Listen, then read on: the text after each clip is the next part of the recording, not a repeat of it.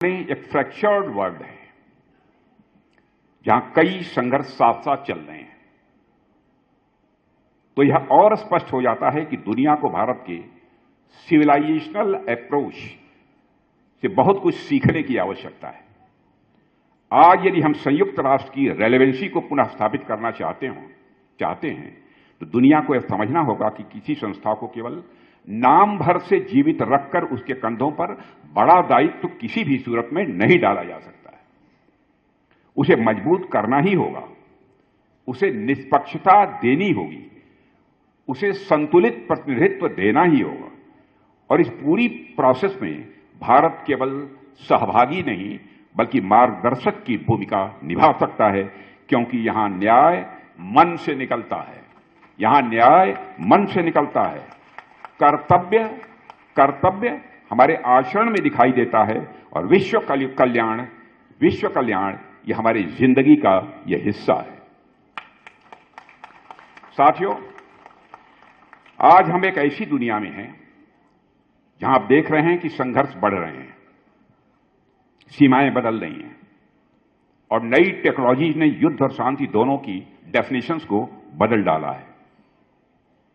आज हम ट्रांसफॉर्मेशन और डायनेमिज्म के कारण कई प्रकार के चैलेंजेस का सामना कर रहे हैं।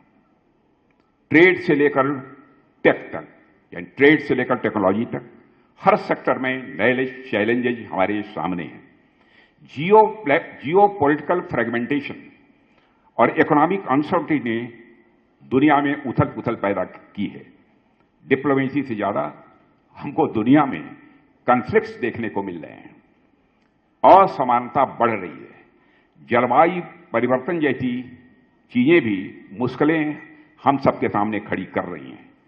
इन चुनौतियों के अलावा कई राष्ट्र खुलेआम अंतर्राष्ट्रीय कानूनों की धज्जियां उड़ा रहे हैं।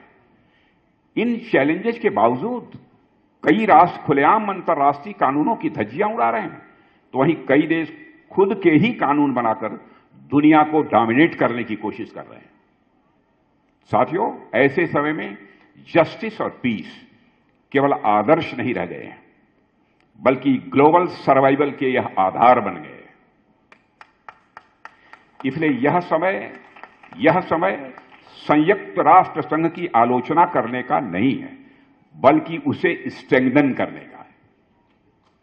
हम मानते हैं कि यूनाइटेड नेशंस को सुधारने से दुनिया बेहतर बन सकती है, लेकिन यूनाइटेड नेशन में प्रतिनिधित्व यानी रिप्रेजेंटेशन बैलेंस्ड हो, संतुलित हो, निर्णय निष्पक्ष हो और पावर शेयरिंग वास्तविक हो, तभी यह संस्था अपने मूल उद्देश्य को फिर से पूरा कर पाएगी।